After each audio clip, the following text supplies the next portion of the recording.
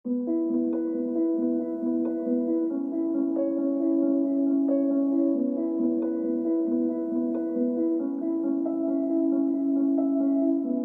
sebuah sudut Kabupaten Bantul, daerah istimewa Yogyakarta, harapan baru tengah bersemi di antara keterbatasan ekonomi.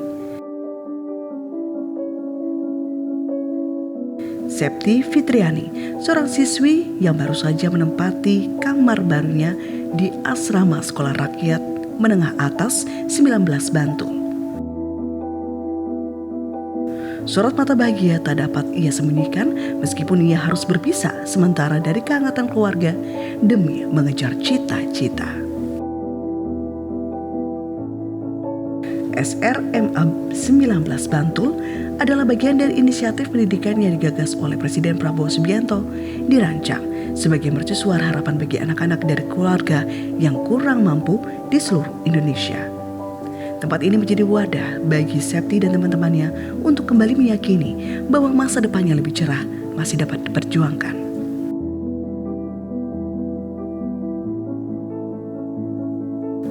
Septi adalah satu dari 200 siswa beruntung yang diterima SRMA 19 Bantul. Program ini tidak hanya menyediakan pendidikan menengah atas secara gratis, tetapi juga fasilitas asrama yang memadai.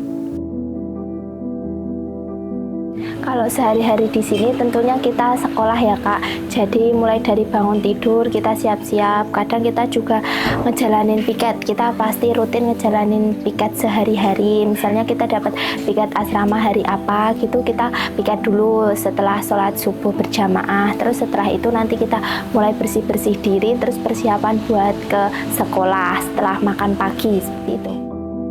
Seharian anak-anak mungkin dari bangun tidur ya, jadi kami membangunkan mereka gitu, dari bangun tidur di setiap asrama. Jadi setiap asrama itu ada wali asuh dan wali asrama yang membangunkan mereka tidur untuk bergegas melaksanakan ibadah sholat subuh gitu. Kemudian dari ibadah sholat subuh selesai itu mereka doa bersama dan beraktivitas bersih diri di asrama masing-masing guna melaksanakan atau berangkat ke sekolah gitu. Tentunya perasaannya itu berubah ya, jadi lebih baik Kak. Di sini kita juga dituntut buat tertib, disiplin, mematuhi berbagai peraturan yang ada di sini. Jadi di sini itu kita lebih terbiasa hidup mandiri daripada di rumah yang biasanya masih bergantungan dengan orang tua. Tapi di sini kita udah nggak ada dampingan orang tua, jadi kita dipaksa untuk berdiri sendiri di kaki kita sendiri agar lebih disiplin, juga bisa nggak bergantung sama orang lain gitu. Tentunya pendekatan yang kami lakukan adalah memberikan mereka kenyamanan dengan kasih sayang ya. Kita sentuh mereka, kita berikan bimbingan dan motivasi kepada mereka sehingga mereka mempunyai motivasi dan semangat untuk berjuang, untuk melakukan perubahan dan untuk menggapai cita-cita mereka gitu. Kalau kangen itu pastinya kangen, kadang bisa tiba-tiba pengen pulang, tapi kita juga dapat jadwal penjengukan setiap seminggu sekali yang boleh dijenguk orang tua. Jadi dengan jadwal tersebut kita jadi lebih terkuranglah rasa kangennya seperti itu. Kalau di sini kan kita nggak bisa bergantungan sama orang lain, kita apa-apa sendiri, jadi mau gimana pun itu kita cuma bisa ngandelin diri sendiri. Kalau nggak diri sendiri, kita ngandelin orang lain, kita bakalan nggak betah di sini. Jadinya emang kita bisa dituntut buat lebih mandiri dan disiplin, lebih bergantung sama diri sendiri gitu.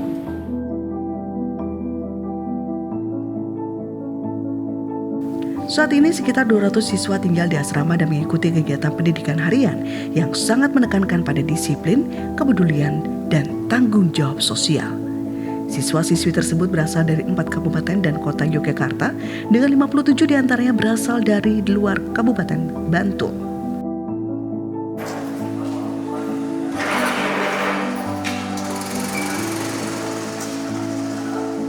Proses pendidikan di SRMA 19 Bantul berlangsung sepanjang hari. Penanaman kedisiplinan dilakukan dengan pendekatan humanis dan tanpa kekerasan.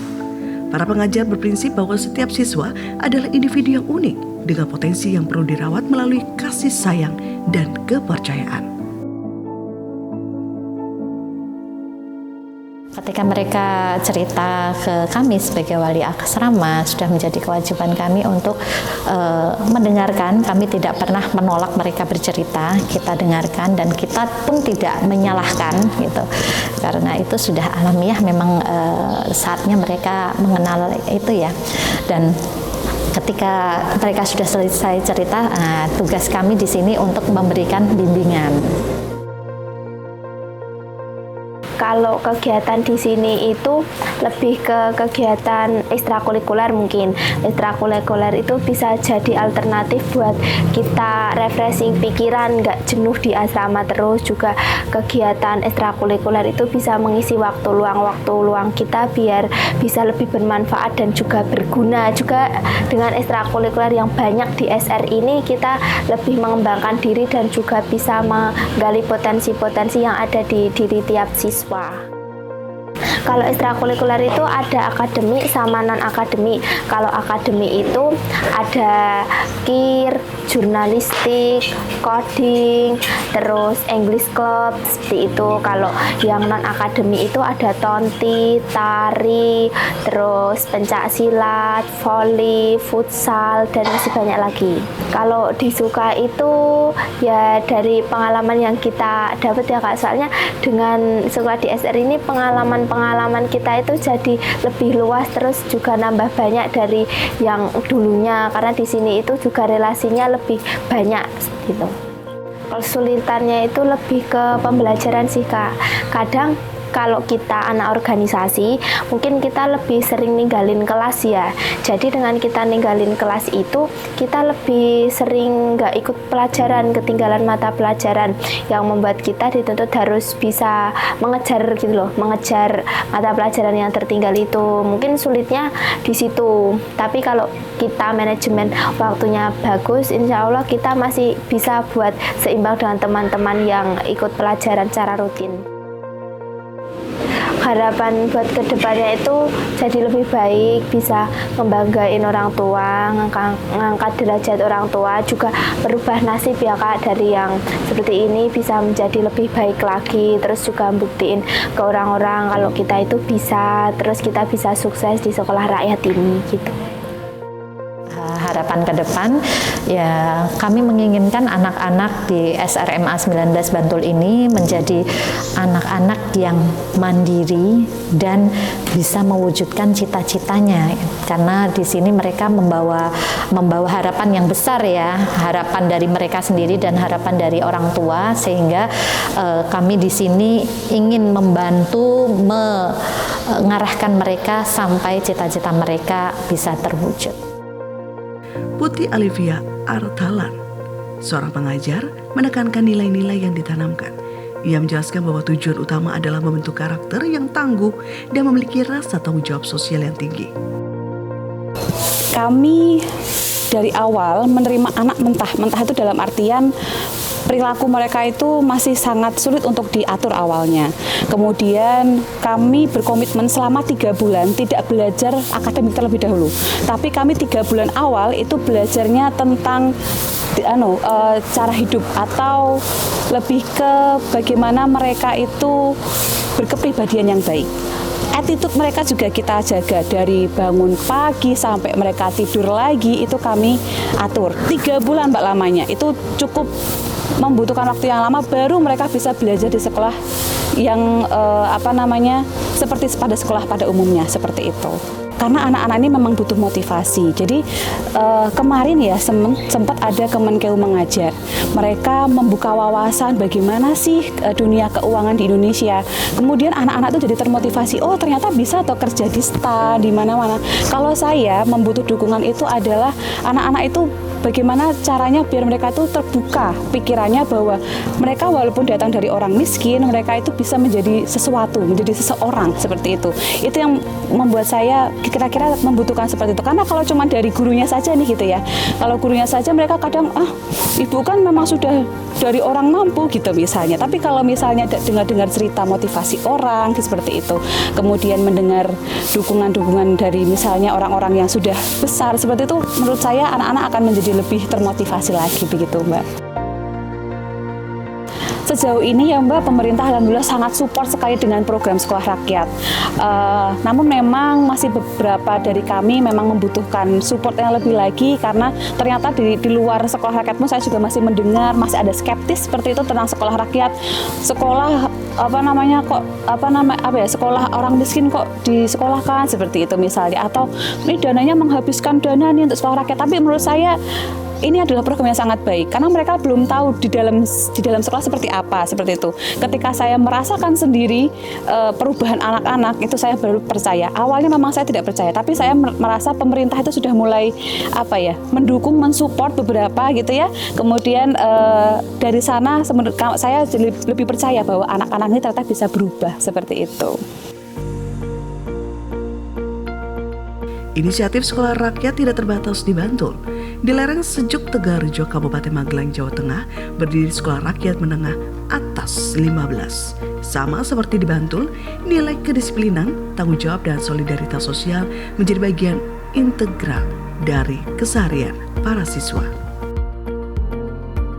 Jadi untuk keseharian itu pasca jadi kegiatan KBM atau pas hari Sabtu Minggu, kegiatan rutinitas yang sudah terjadwal seperti ibadah, sholat sunat, terus jamaah duhur, asar sampai maghrib. Nanti malamnya ada kegiatan tambahan seperti dinamika kelompok, ada istilahnya motivasi. Kalau untuk Sabtu Minggu ada pemutaran film yang istilahnya bisa memberi edukasi dan support kepada anak-anak.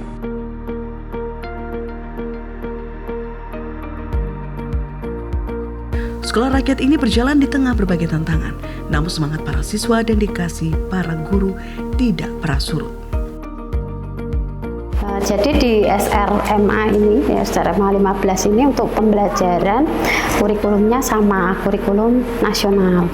Jadi untuk kurikulum nasional itu untuk mata pelajarannya sama, cuman bedanya di sini kalau di kurikulum nasional itu kan hanya ada 16 mata pelajaran. Kalau di kurikulum yang SR itu kita ada 18. Itu ada tambahan terkait dengan karena ada materi antropologi, dan juga ada tambahan terkait dengan di seni budaya kita, karena di wilayah Jawa Tengah berarti pakainya bahasa Jawa.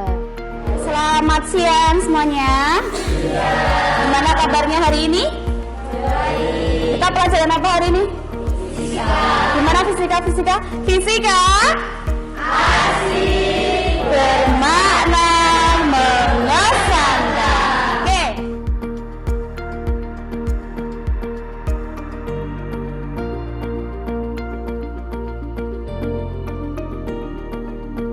Anak-anak yang ada di SR ini mayoritas dari latar belakang keluarga yang istilahnya dalam pengasuhan lah. Pengasuhannya agak gimana ya, tidak terkontrol bahasanya, karena dari keluarga yang diambil dari keluarga yang ekonominya miskin tapi miskin ekstrim seperti itu. Jadi mungkin pola pengasuhannya itu entah itu dalam bentuk pola makan pun juga mereka belum terbiasa disiplin seperti itu. Ya, alhamdulillah ini perubahannya sudah banyak Ibu terkait salah satunya kedisiplinan, terutama dari bangun tidur. Itu yang harus kita lihat, kontrol. Setiap hal itu kita informasikan ke orang tua merasa senang sekali, anaknya sudah diperhatikan, diberikan pengawaman, diberikan pendampingan yang maksimal, sehingga anak-anak itu kan sudah mulai tampak percaya dirinya. Yang istimewa, SRMA 15 Magelang memiliki keunikan tersendiri. Dari 50 siswa terdapat 3 pasang anak kembar perempuan, Istiana dan Istiani dari Serumpung, Handayani dan Aryani dari Tegarrejo, serta Siva dan Sevi dari Pakis. Mereka tidak hanya belajar, bermain, tetapi juga tumbuh bersama di lingkungan asrama yang suportif. Ciri khas dari SRMA itu ada 3 pasang kembar. Nah, itu 3 pasang kembar itu kan menjadi kayak ikon untuk pembelajaran di kelas. Memang kita pisahkan karena nanti kalau jadi satu nanti mungkin agak bingung antara ini mana Siva, ini mana Sevi. Dari Bantul yang dinamis hingga lereng Tegalrejo yang sejuk, sekolah rakyat menengah atas berdiri tegak sebagai simbol. Bukan hanya simbol keberhasilan program pemerintah, tetapi simbol keteguhan harapan. Ia merajut kembali mimpi yang sempat dirobek oleh kemiskinan, memberikan platform bagi anak-anak marginal untuk tidak hanya sekedar bertahan, tetapi untuk terbang tinggi. Saat tirai tahun ajaran ini ditutup, warisan yang ditinggalkan oleh sekolah rakyat jauh melampaui kurikulum. Ia mewariskan keyakinan bahwa setiap anak Indonesia berhak mendapatkan kesempatan kedua, bahwa pendidikan adalah hak mutlak, bukan lagi kemewahan. Inilah babak baru kemanusiaan yang bersemi, di mana masa depan yang cerah menjadi milik mereka yang berani bermimpi, didukung oleh uluran tangan yang peduli.